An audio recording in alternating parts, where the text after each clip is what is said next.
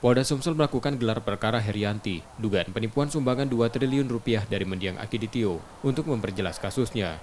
Kabid Humas Polda Sumsel Kombes Supriyadi menyatakan, gelar perkara dilakukan di Treskrimum menghadirkan sejumlah saksi, termasuk saksi ahli dan alat bukti.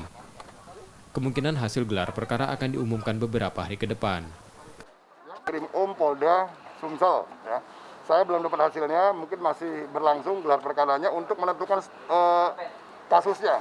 Apakah akan naik ke sidik atau seperti apa? Ya, jadi nanti saya akan coba tanyakan ke Pak Hisar bagaimana hasil penyelidikan karena sudah cukup banyak, termasuk saksi ahli sudah dilakukan pemeriksaan. Ya, kita nanti akan lihat hasilnya. Nah, hari ini kan gelar, ya, maka nanti kita tunggu hasilnya seperti apa.